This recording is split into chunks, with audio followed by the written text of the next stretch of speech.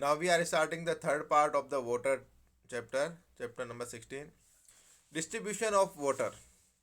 Water का importance आपको मैंने फर्स्ट वीडियो में बताया, वाटर साइकिल। उसके बाद में हमने बताया कि क्यों, उसके बाद ग्राउंड वाटर, उसके बाद वाटर टेबल, अब depletion of the water table. इन सब का रिलेशन इसके डिस्ट्रीब्यूशन से है। हो क्या रहा है कि हमारे कंट्री में ही देख लें तो कहीं पे तो बहुत ही ज़्यादा बारिश होती है और कहीं पे होती ही नहीं है। इसके लिए आपको मैप देखना होगा। इस मैप से आपको क्या दिखाई देगा कि वाटर पूरे कंट्री में सेम नहीं है। तो अगर इसका ऑप्टिमम यूटिलाइजेशन हम कर लें, प्रॉपर मैनेजमेंट कर लें, उस केस में क्या होगा कि जहाँ पे सूखा पड़ रहा है वो सूखा किस में कन्वर्ट हो जाएगा कि पानी, मान लिया कि मैंने कहा कि जहाँ ज़्यादा पानी गिरता है वहाँ आता है फ्लड। इसको बोलते हैं हम रिच, ये place rich in water. Okay, और जहाँ पर नहीं है तो वो क्या है, वो पुअर है ना, वेरी लेस। अब वो लेस रेनफॉल ने भी जीवन को, यहाँ पे भी प्रॉब्लम है, लेस रेनफॉल, यहाँ high rainfall, rich in water, ये भी प्रॉब्लमेटिक। अगर इस पानी को हम मैनेज करके यहाँ पर शिफ्ट कर दें, इस केस में क्या होगा, यहाँ पर वाटर ज़्यादा आएगा, फसल ज़्यादा होगी, क्रॉपिंग वगैरह रहेगी, हमारे डे टू डे लाइफ में रहेगा। इस केस में यहाँ भी सर्वाइवल इजी हो जाएगा और यहाँ पानी कम होने से भी यहाँ पर सर्वाइवल इजी हो जाएगा। इसी को आपने, हम क्या देखेंगे इसको मैनेजमेंट में, मैनेजमेंट ऑफ द वाटर, इसके तहत पढ़ेंगे। तो आप यहाँ पे जहाँ नहीं हो रहा वहाँ पे क्या हो रहा है, बिल्कुल ड्रॉट पड़ रहा है, सूखा एकदम। ये आपके जो राजस्थान की बात करें तो वहाँ पे डेजर्ट है, डेजर्ट में पानी ही नहीं गिरता है। वहाँ पे जो कितनी है कि साल भर में कितना 25 सेंटीमीटर से भी कम रेन गेज जो होता है, उसका जो मेजरमेंट है वो 25 सेंटीमीटर से भी कम बारिश हो रही है। इतना कम बारिश एक साल में, और पॉपुलेशन तो रह ही रही है। अब कैसे वहाँ पे सरवाइव करो, और इसके बाद में गर्मी इतनी तेज है, जो पानी उसमें से भी मैक्सिमम सनलाइट अगर गिर जाए तो इसमें से बहुत सारा तो इवोपरेट होकर निकल जाता है ना। तो इसीलिए आपको फर्स्ट वीडियो में हमने बताया था केमल की तरह रहिए, वहाँ केमल सर्वाइव कर रहा है। क्यों? क्योंकि वो ऑप्टिमम यूटिलाइजेशन ऑफ वाटर कर रहा है, उसको पता है कि इंपॉर्टेंस ऑफ वाटर क्या होती है। जहाँ पे ज़्यादा पानी होता है वो वेस्टेज करते हैं, पानी गिर रहा है तो जल रहा है। आप टैप, वो स्कूल में भी आप देखना कि टैप आपको बंद करने के लिए बोला जाता है, क्योंकि आपकी आदत में नहीं है। तब तक आप आदत में नहीं डालोगे, आपको इसीलिए ये चैप्टर पढ़ा रहा है कि वाटर एक इम्पोर्टेंट प्रीशियस है, ये प्रीशियस है, इसी इसका इम्पोर्टेंस समझिए और आप इसको ऑप्टिमम यूटिलाइजेशन करिए। जहाँ नहीं है, जैसे डेजर्ट में नहीं है, उनको पूछिए कि वहाँ पे कुएँ कितने अच्छे होते हैं। आप जब डेजर्ट में जाओगे तो वहाँ के जो कुएँ होते हैं वो इतने अच्छी तरीके से डेकोरेटेड, बहुत अच्छे से डेकोरेशन रहता है। वो जो पनघट होता है, वो पनघट को भी वहाँ पूजा की जाती है पनघट की, है ना। और इसके बाद में आप उसको, न तो कोई चढ़ता है गंदा नहीं करता है कोई भी, एकदम जिसके पास जो नहीं होता है उसकी इम्पोर्टेंस होती है। डेजर्ट में आप देखना, एक कुएं पे आप जो कलाकारी, चित्रकारी, उसका डेकोरेशन, एक मांडना होता है, मांडना चित्र मांडते हैं हाथ से, वो आपको दिखाई देंगे। एकदम क्लीनिंग होगा, कहीं पे कोई मतलब ऐसा नहीं कोई कचरा डाल देता है, वहाँ इस तरीके से नहीं होता है, कचरा कोई डालता नहीं, क्योंकि वो तो प्रीसियस है ना। तो और एक और बात, यहाँ फ्लड जहाँ आती है वहाँ वो लोग कहते हैं कि भैया ये तो पानी ना गिरे तो अच्छा है, कम गिरे तो अच्छा है। आसाम में देखिए मैक्सिमम जगह फ्लड ही आ रही है, तो फ्लड में भी तो कोई प्लांट नहीं उग रहा है ना। फ्लड अगर अगर प्लांट उग रहा है और फ्लड आ गई तो आप दिन 3-4 दिन में वो प्लांट गल जाएगा, है ना। और फ्लड से क्या होता है कि ऊपर की जो टॉप सॉइल बह जाती है, इसको बोलते हैं हम सोइल इरोजन। कि टॉप सॉइल जो ह्यूमस वाली सॉइल थी वो बाहर निकल गई, रिमूव हो गई, अब कहाँ से प्लांट उगेगा। तो क्रॉपिंग नहीं हो पाती जहाँ फ्लड होता है, और ड्रोट में भी नहीं हो पाती, यहाँ ह्यूमस है लेकिन पानी नहीं है। ह्यूमस भी है, सब कुछ है, लेकिन नहीं है। इसको बोलते हैं हम डिस्ट्रीब्यूशन अनइवन। अनइवन होना, पूरे देश में अनइवन है बिल्कुल, है ना। जहाँ लेस रेनफॉल वहाँ डेजर्ट क्रिएट हो रहा है, जहाँ मोर है वहाँ पर फ्लड आ रही है, और जो लेस है उसके कारण से ड्रोट हो रहा है, वहाँ पे लोग सर्वाइव नहीं कर पा रहे। मैं इसका एक मैप बताता हूँ आपको। ये आपकी बुक में लिखा है रेन मैप। ये रेन मैप है क्या चीज़, ये आपको बताता है कि किस जगह कितनी रेन हो रही है और कहाँ कितना गिर रहा है। इसको आपने वो डिफरेंट डिफरेंट कलर से बताया गया है। अब आप कलर देख के पता लगा सकते, जैसे मान लो ये देखो, यहाँ से आपको पता चल रहा है कि अगर ये कलर है इसका मतलब है कि वहाँ पे 400 सेंटीमीटर से भी अबव बारिश हो रही है। कहाँ है वो? दो ही जगह है जो आपको हॉट स्पॉट में पढ़ाते हैं हम। हमारी कंट्री में दो हॉट स्पॉट है, एक वो वाला आसाम वाला एरिया, एक ये वाला, इसको बोलते हैं पश्चिमी घाट, वेस्टर्न घाट। यहाँ पे भी जो अपनी जो बारिश होती है, बारिश में होता क्या है, ये इस तरीके का मूवमेंट होता है। हमारी जो बारिश होती है उसका जो डायरेक्शन है वो इस तरीके से होता है। और इस केस में क्या हुआ, यहीं से स्टार्ट होता है तो यहीं पे बरस जाता है। यहाँ पे भी क्या हुआ, ये इस तरीके से आता है तो यहाँ पे जो बे ऑफ बंगाल से जो मानसून उठता है वो आसाम में बारिश करता है। हमारे यहाँ पे जैसे मान लो ये अरब सागर से आता है, वो इस तरीके से होता है और वो यहाँ पर ज़्यादा बारिश करता है। तो जहाँ ज़्यादा बारिश होती है वो उसका कलर देखिए एकदम डार्क, मतलब पर्पल है। उसके बाद में देखिए, अब उसके बाद में देखो लाइट पर्पल है। लाइट पर्पल मतलब 200 से 400। इसका मतलब क्या हो रहा है, यहाँ से बारिश, यहाँ से जो क्लाउड स्टार्ट हुए हैं उसके पास में काफ़ी अच्छा अमाउंट ऑफ वाटर है ना। बट वो जो अमाउंट ऑफ वाटर यहाँ पर थोड़ा सा खर्च हो गया, तो इसके बाद में क्या हुआ, क्लाउड्स में जो है ना, जो वेपर की जो डेंसिटी है वो कम हो गई, तो आगे वो कम बारिश करेगा, इसमें कोई प्रॉब्लम नहीं। तो आगे वो 200 से 400 कर रहा है। आगे और जाइए, देखो 100 से 200, ये वाला 100 से 200 वाला आ गया। और आगे जाइए तो और कम हो गया। कलर देखो आप, कलर वाइज आप इसके देखते रहिए कि किस, और आप ये देखेंगे कि यहाँ से कम होता होता होता होता होता जैसे डेजर्ट में पहुँचता है। ये रहा राजस्थान। इस राजस्थान वाले एरिया में कहाँ, देखो बिल्कुल 0 से 20, 20 से 40, 40 से 60, देखो कितना कम है ना। मैं आपको ये बताना चाह रहा हूँ कि किस तरीके से आपको देखते हैं, रेन मैप कैसे देखा जाता है, कलर का क्या इम्पोर्टेंस है। देखो ऊपर की तरफ के जो कलर, देखो मैं इसको बड़ा करता हूँ। अब देखिए यहाँ से, ये मैं राजस्थान दिखाना चाह रहा हूँ और उसमें देखिए आप कितना कम है वहाँ पे। जिसका कलर को मैच करना होता है, ये कलर मैचिंग से आपको ये पता चलता है कि देखो ये वाला कलर इससे मैच कर रहा है, ये यही बता रहा है कि 20 से कम हो रही है, 0 से 20 के बीच में हो रही है। ये वाला कलर बता रहा है इससे कि 20 से 40 के बीच में हो रही है। ये वाला कलर इससे मैच कर रहा है, यहाँ बता रहा है कि 40 से 60 है ना। ये वाला किससे, इससे मैच कर रहा है ना। ये वाला ये ब्लू है वो, इसका मतलब है 100 से 200 हो रही है। ये वाला जो पर्पल है वो किससे मैच कर रहा है, इससे, इसका मतलब है कि यहाँ पे 400 से अबव है। ये देखो ये वाला जो लाइट पर्पल है 200 से 400 है ना। ये सब चीज़ें आपको मैप से पता चल रही है। मैप कैसे निकालते हैं, ये पूरे साल का क्रिएट करते हैं कि पूरे साल का डेटा लेते हैं, डेटा लेने के बाद देखते हैं कि भैया कहाँ कितनी हो रही है, उस अकॉर्डिंग एक मैप बनाते हैं।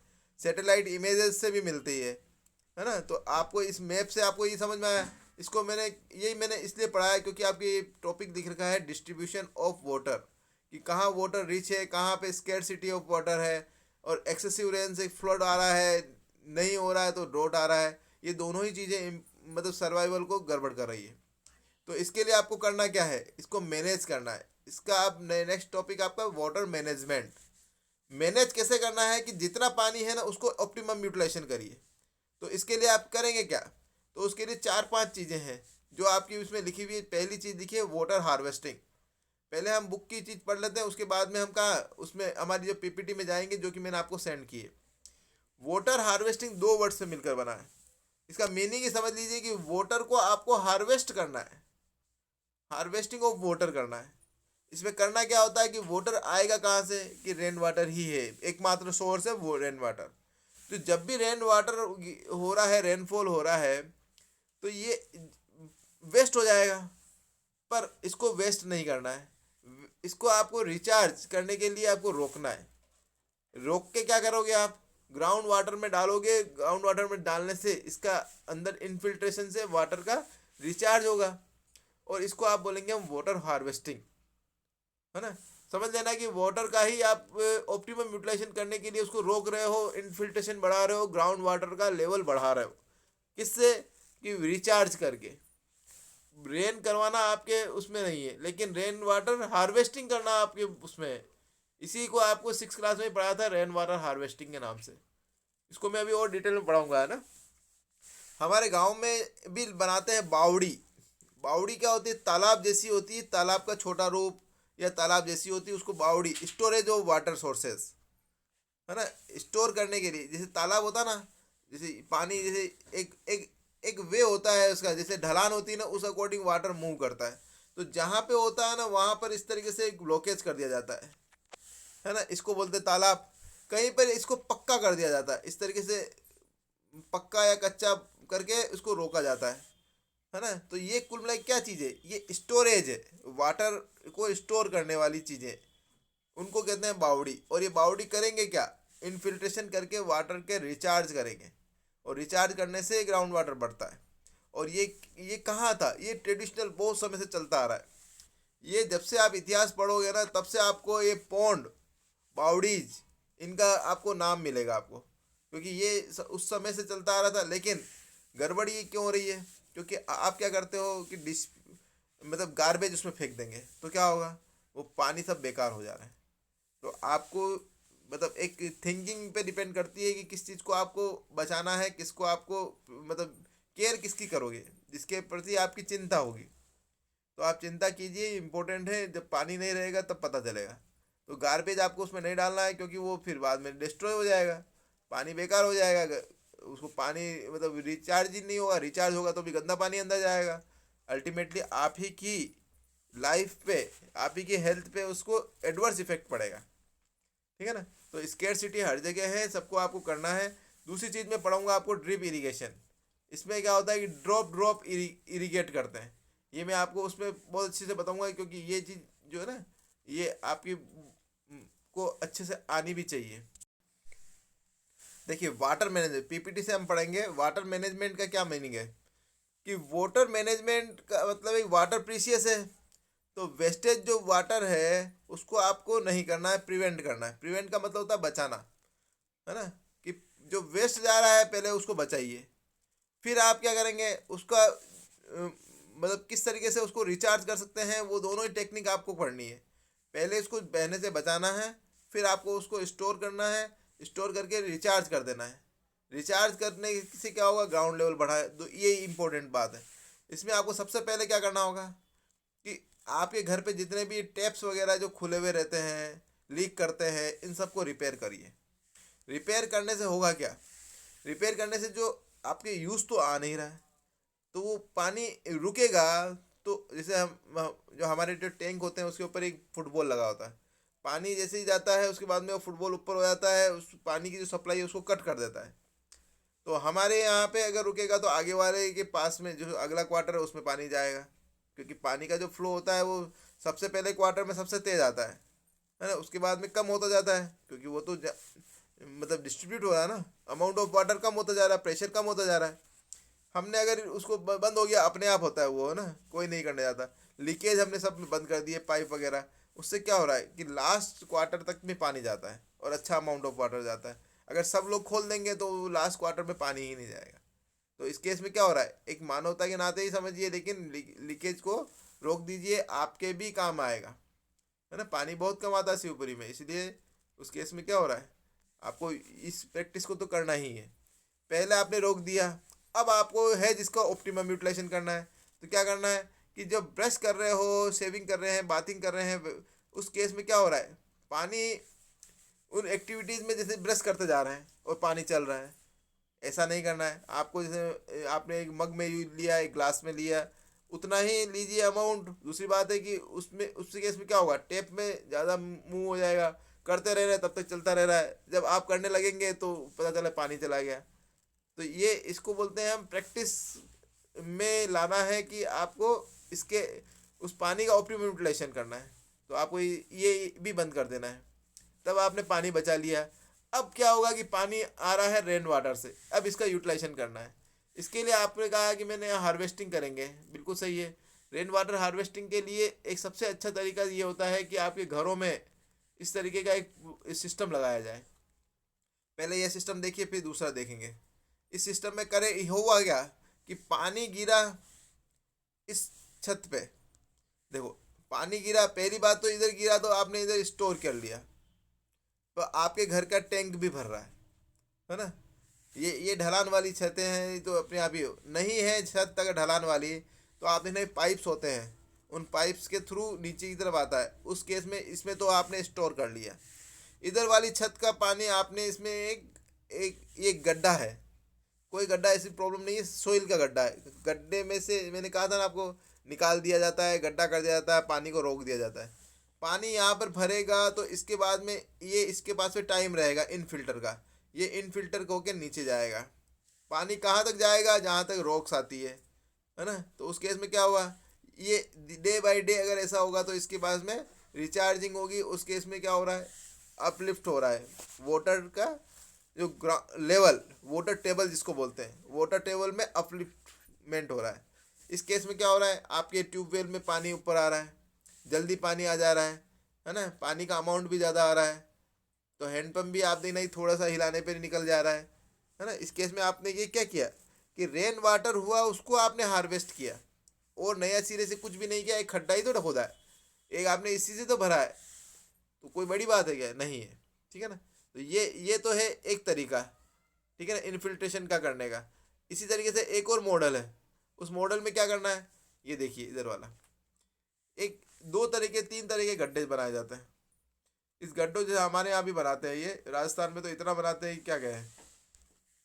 यहाँ पर आप देखना, इस पानी को आपने इसमें डाला, इसमें क्या होते हैं, बड़े बड़े वो होते हैं, एक तो जाली लगी होती है, तो पहले तो कचरा जैसे पत्ती वगैरह है, पेपर वगैरह है, प्लास्टिक वगैरह है, वो पहले ही रुक जाता है। इसके बाद में इस पानी को क्या करेंगे, इसको जैसे मैं इस तरीके से बता देता हूँ कि मेरा जैसे हमारे घर है, घर के बाद में यहाँ से पानी नीचे की तरफ गिरता है, इस पानी को आप एक पिट में लेते हैं, इसमें बड़े बड़े वो है, यहाँ पर कोई बड़ी चीज़ होती है वो यहाँ रुक जाएगी। अब इस पानी को, इस पाइप को एक छोटे में डालते हैं जिसमें अंदर सैंड के पार्टिकल, छोटे छोटे पत्थर होते हैं, तो और जो बड़ी चीज़ तो यहाँ रुक गई, छोटे छोटे पार्टिकल जो इम्प्योरिटी के हैं वो यहाँ रुके, और ये जो पानी आएगा ये पानी लगभग क्लीन ही है। अब इसमें केवल बैक्टीरिया है। इसके बाद में हम इसमें डालते हैं ब्लीचिंग पाउडर। ब्लीचिंग पाउडर जो होता है CaOCl2 है ना, उस वो क्या करता है, बैक्टीरिया को किल कर देता है। तो एक बार बैक्टीरिया किल हो गया इसके, इसमें अब ये पानी पीने लायक हो गया। आपके जैसे जो सप्लाई वाटर आता है, आप देखना उसमें ब्लीचिंग मिला होता है, और वो आप देखना उसमें अजीब सा एक टेस्ट आता है। वो रेन, अब जब बारिश होती है तभी मिलाते हैं क्योंकि उस समय बैक्टीरिया बढ़ जाते हैं, है ना। तो ये इसको भी, ये क्या हो रहा है, आपने इसको क्या किया कि 3 स्टेप में क्लीन कर दिया, और इस पानी को आप यूज़ कर सकते हो, इवन तो पीने में भी यूज़ कर सकते हो, है ना। वॉशिंग वगैरह के लिए तो डायरेक्ट भी आप भर सकते हो, कोई प्रॉब्लम नहीं है। वॉशिंग के लिए तो आपको भी बताया था, इस तरीके से इसमें खड्डे में, फिर इस खड्डे में आएगा, फिर दूसरे वाले तीसरे खड्डे में जाएगा। उस केस में आपने क्या किया, वाटर को यूज़ करने लायक बना दिया। इसके लिए आपने इस तरीके से आपने इस प्रोसेस को किया, इसको रेन वाटर हार्वेस्टिंग प्रोसेस बोलते हैं, है ना। आजकल ये राजस्थान में वो हो गया है कंपलसरी। एक और तरीका है ड्रिप इरिगेशन। ड्रिप इरिगेशन से समझ में आ रहा है कि ड्रॉप बाय ड्रॉप इरिगेशन, इसको ऐसे समझिए कि इरिगेशन भी करना है पर देना कितना है, केवल ड्रॉप। कैसे, इसको देखिए यहाँ क्या लिखा है, पहले डेफिनेशन देखिए। वाटरिंग प्लांट मतलब प्लांट को पानी देना है यूजिंग नैरो पाइप्स, बहुत पतली पतली सी पाइप होती है और उसके अंदर पानी भरा रहता है। उस पानी को क्या करेंगे, आपको जैसे ये प्लांट है, जैसे मैंने एक प्लांट को यहाँ बड़ा कर देता हूँ ना, इस एक प्लांट को बड़ा कर दिया यहाँ पे, ये प्लांट है ना। इस प्लांट की जड़ें हैं यहाँ पर, है ना। उसके पास में जो पाइप जा रहा है ना, उस पाइप में हल्का सा एक छेद करेंगे, जैसे पाइप है इसके अंदर हल्का सा छेद कर देंगे, यहाँ से ड्रॉप बाय ड्रॉप गिरेगा। तो ये जैसे ही ड्रॉप गिरा और इसकी जो रूट ने इस ड्रॉप को गेन कर लिया, जैसे ही गिरा इवोपरेशन नहीं होने दिया और गेन कर लिया, इसका मतलब ड्रॉप उसकी जो छेद होता है वो भी इतना बड़ा नहीं रखते हैं, छोटा सा रखते हैं ताकि पानी ही कम निकले, जितना निकले उतना प्लांट यूज़ कर ले और प्लांट की ग्रोथ हो रही है ना। प्लांट का ग्रोथ हो रहा है, सिंपल, वेस्टेज ऑफ वाटर नहीं जा रहा है। दूसरी बात है कि यहाँ पे देखो एक भी जगह आपको वीड्स नज़र नहीं आएंगे, खरपतवार जिसको बोलते हैं ना, जो अनवांटेड प्लांट होते हैं वो कहीं नज़र नहीं आएंगे। क्यों, पानी गिर ही नहीं रहा। पानी गिरता है, जैसे पहले ट्रेडिशनल में गिरता था तो नए प्लांट भी जनरेट हो जाते थे, तो उसको अब अलग हटाइए, वीडीसाइड डालिए। वीडीसाइड पहले एक केमिकल होता है, उससे भी आपको क्या है, उसमें जहर होता है, जहर आपकी बॉडी में जा रहा है। तो ये सब चीज़ें गलत ही थी। ऐसा करने से क्या हुआ, पानी एक तो एक्चुअली क्या होता है, एक वाटर सोर्सेज होता है, उसमें से बड़े पाइप में आएगा, बड़े पाइप से छोटे पाइप में जाएगा, और यहाँ से ड्रॉप बाय ड्रॉप प्लांट की जड़ों में ही गिरता है, और वहीं से जड़ वही प्लांट उसको गेन कर लेता है। तो प्लांट इस तरीके से गेन करके ग्रोथ करते हैं। तो यहाँ हो क्या रहा है, वाटरिंग प्लांट हो रहा है लेकिन ड्रॉप बाय ड्रॉप। और कहाँ पे हो रहा है, बेस ऑफ द प्लांट। इससे क्या हो रहा है कि कम पानी में ही फसल हो जा रही है। दूसरी बात है, वीड्स नहीं जनरेट हो रहे हैं, क्योंकि प्लांट तो कहाँ से होगा, जब तक पानी नहीं दोगे तो प्लांट भी जनरेट नहीं होगा, है ना। दूसरी बात, इसको इसी तरीके को मैं एक और तरीके से समझाता हूँ। ये देखिए इसमें क्या हो रहा है, देखिए थोड़ा सा और बड़ा करना पड़ेगा इसको। ये देखिए इसमें वाइट वाइट ये बतानी पड़ेगी आपको मेरे को। ये देखिए ये वो और ये तरीका एक जैसा है, बस इसमें हो क्या रहा है, इसमें पानी आ रहा है, जैसे बड़ी वाली ये टाइप ट्यूब आ रही है, ट्यूब में से जैसे वाटर सोर्स है, इसमें से इसमें आया, इसमें से इसमें गया। अब इसमें से जब गया है तो आप देखना कि यहाँ से पानी यूं होते हुए इसके अंदर जा रहा है, और वो भी कितना हो रहा है, बहुत पतली पाइप है ये, ड्रॉप बाई ड्रॉप ही गिर रहा है। और इसी प्लांट के को की रूट उसको जैसे ही गिरा एब्जॉर्व कर लेगा, क्योंकि एब्जॉर्प्शन कैपेसिटी होती है ना इतनी। तो अगर आपने एक्सेस में पानी डाल देते तभी आप देखना सबमर्ज होता है प्लांट, अदरवाइज सबमर्ज नहीं होता है। तो आप गिरा ही ड्रॉप बाई ड्रॉप रहे हैं, तो वो ड्रॉप जैसे ही गिरी और तुरंत उस ड्रॉप को एब्जॉर्व कर लिया गया है, तो प्लांट के यूज में आ गया। आपको कहीं भी देखो वीड्स नजर नहीं आ रहे हैं, क्यों, वाटर जब बिखरता है तो कोई वीड्स जनरेट होगा। किसी भी सीड को जनरेट होने के लिए दो चीज़ चाहिए, खाना और पीना। खाने के लिए उसके बाद में स्टोरेज फूड रहता है। अब केवल एकमात्र H2O रह गया है। वाटर अगर चाहिए उस केस में वो कोई भी सीड होगा वो जनरेट हो जाएगा, पर आपने उसी को दिया जिसको जनरेट करना है, तो आपके पास में वीड्स की प्रॉब्लम भी क्रिएट नहीं हुई और कम पानी में ही काम हो गया। ये ड्रॉप बाय ड्रॉप, इसको बोलते हैं हम ड्रिप इरिगेशन। ऐसा एक और होता है स्प्रिंकलर। स्प्रिंकलर इरिगेशन में क्या करते हैं कि इस जगह क्या करते हैं, जैसे मान लो कहीं ऐसा प्लांट है जहाँ पे वो छज्जे टाइप है, तो होता क्या है कि इसी जगह पे क्या लगाते हैं, इन्हीं पे एक स्प्रिंकलर लगाते हैं। इस तरीके से होता है वो, है ना। आपने कभी कभी देखा होगा इस तरीके से यहाँ खड़े रहते हैं इसके ऊपर, है ना। और उसके बाद में वो क्या करते हैं, वो उसमें भी पानी बहुत कम निकलता है, लेकिन उसके लिए जो जो प्लांट होगा ना वो कैसा होगा, वो इस तरीके से होगा, है ना। तो उसमें क्या होगा, ये जो ड्रॉप होगी वो इन पे गिरेगी, क्योंकि सब जगह से, जैसे मान लो ये प्लांट है, ये इस तरीके से गिरी, है ना। तो इसको बोलते हैं स्प्रिंकलर इरिगेशन। उसमें भी सेम वाटर सोर्सेज ये है, इसके बाद में इसमें पानी आ रहा है, इसके बाद में ये पानी किस में जा रहा है, ये पानी इसमें जा रहा है, इसके बाद में ये स्प्रिंकलर में ऊपर चढ़ रहा है, और ऊपर से क्या हो रहा है, ये जैसे मान लो कि पानी है, ये क्या होगा, जैसे ये पानी यहाँ से गया, मैं अभी इस वाली तरीके से बताता हूँ ना, ये वाली बताया, ये इधर गया, इसके बाद में यहाँ से इस प्लांट पे गिरा, इस प्लांट पे गिरा, यूँ गिरा, ये इस तरीके से गिरता रहता ना। स्प्रिंकलर इस तरीके से ये यूँ चलता रहता है, और उसके बाद में अलग अलग तरह के, जैसे फव्वारा होता है ना, इसको फव्वारा बोलते हैं, फव्वारा सिंचाई पद्धति, स्प्रिंकलर इरिगेशन सिस्टम। बस ये जैसे ड्रॉप बाय ड्रॉप हो रहा है, वो स्प्रिंकलर वो मतलब उस तरीके से फव्वारे टाइप होता है। तो दो ये सब तीनों ही चीज़ें क्या है, ये तीनों ही चीज़ें वाटर के ऑप्टिमम यूटिलाइजेशन के लिए निकाली गई है। इसी को वाटर मैनेजमेंट में पढ़ा जाता है, ठीक है ना। और ये बहुत ही, ये नहीं होगा उस केस में क्या होगा, आप उसका यूटिलाइजेशन नहीं कर पाएंगे, तब क्या होगा, प्रॉब्लम और भी होगी। इसके लिए कुछ आपकी डे टू लाइफ में कुछ आपको आदतों में चेंज करना होगा। क्या होगा वो बताता हूँ। ये आपकी बुक में लिख रखा है कि आपको क्या चीज़ें आपकी डे टू डे लाइफ में होनी चाहिए। पहली चीज़ आपको करना क्या है कि वाटर का यूज़ ऑप्टिमम करने के लिए आपकी पहले तो थिंकिंग चेंज कीजिए। दूसरी बात है, मानवता लाइए अपनी, कि आप ऐसा नहीं कि मुझे मिल गया है तो कोई बात नहीं, दूसरे को ना मिलना है। आपने बोला कि मेरा काम हो गया, ठीक है, अब दूसरे को भी मिलना चाहिए। पहले तो आप ह्यूमैनिटेरियन बनिए, ठीक है। दूसरी बात कि आपने अगर अपने ही जितना पानी है उसका ऑप्टिमम यूटिलाइजेशन किया, जैसे आपने टेप को ऑफ कर दिया ब्रश करते समय, मॉप द फ्लोर, मतलब एक तो जैसे मॉप द फ्लोर का मतलब था पोछा लगाना। अगर आपने पानी को धोया है तो उससे भी उतना ही साफ होगा जितना मोपिंग से साफ होता है। पोछा लगाने से और जल्दी सूख जाता है, उतना ही साफ होगा, कम पानी में काम हो जाएगा।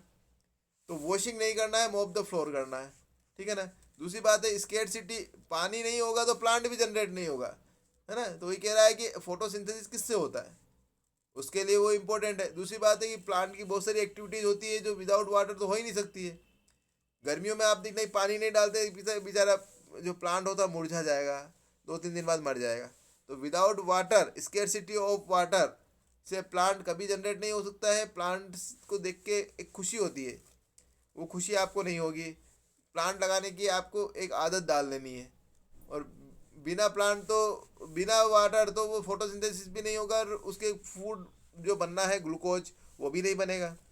इवन दो हमको जो CO2 से H2O बनता है, CO2 प्लस H2O, तो H2O के बिगर ये O2 प्लस ग्लूकोज, तो O2 कहाँ से बनेगी? तो O2 नहीं होगी तो एक लिविंग जो रेस्पिरेशन करता है तो रेस्पिरेशन कैसे कर पाएगा? तो रेस्पिरेशन नहीं हो पाएगा तो फिर तो सर्वाइवल ही डिफिकल्ट हो गया। O2 ज़्यादा बढ़ेगी तो 2-3 प्रॉब्लम आती है। एसिड रेन क्रिएट होता है, H2CO3 बनता है, एसिड बनता है, एसिड रेन होगी। इसके कारण से ग्लोबल वार्मिंग होती है, ठीक है ना। ग्लोबल वार्मिंग CO2 उसके लिए मेन रिस्पॉन्सिबल गैसेज है। तो CO2 का बढ़ना एसिड रेन भी बढ़ाएगा, ग्लोबल वार्मिंग बढ़ाएगा। इसको कम करने के लिए आपको ट्री लगाना है। छोटा प्लांट भी CO2 को कम करता है, फोटोसिंथेसिस जो भी करता है। घास भी होगी तो वो भी CO2 कम कर रही है। तो CO2 को आपको किसी भी हाल में कम करना है, O2 को किसी भी हाल में बढ़ाना है। ये आपकी मतलब मेरे हिसाब से लिविंग है तो आपको अपना भी सोचना है, दूसरों का भी सोचना है। CO2 कम करिए, प्लांट ज़्यादा लगाइए, O2 उससे बढ़ेगी, एसिड नहीं बनेगा, ग्लोबल वार्मिंग नहीं होगी, आपको देखने में अच्छा लगेगा। इन सब के लिए इम्पोर्टेंट है वाटर का ऑप्टिमम यूटिलाइजेशन। और जितना वाटर होगा उतना ही ज़्यादा इम्पोर्टेंट आपके सर्वाइवल। और ये हिसाब लिखा है ना, no food, no oxygen, no enough rain, और इन्यूमरेबल प्रॉब्लम, ये सारी चीज़ों को सोल्व करने के लिए मैंने 10 बार कह दी। और आपको ये पूछा भी जाएगा कि what will happen when there are मतलब डिफोरेस्टेशन होगा या कोई प्लांट नहीं होगा तो क्या क्या प्रॉब्लम आएगी। तो यहाँ पे इम्पोर्टेंट है कि हम आपको फल कहाँ से मिल रहा है, वहीं से मिल रहा है। दूसरी बात, ऑक्सीजन वहीं से, रेन वहीं से, सब कुछ वहीं से। तो आपको प्लांट को एक सेंसिटिव इनिशिएटिव आप ही को लेना है। हम जैसे मेरे को तो लेना है, लेकिन एक अकेला व्यक्ति तो कुछ नहीं कर पाता है। सब लोग करेंगे तभी आप देखना कि बहुत एक लार्ज स्केल पर एक चेंज आएगा, ठीक है ना।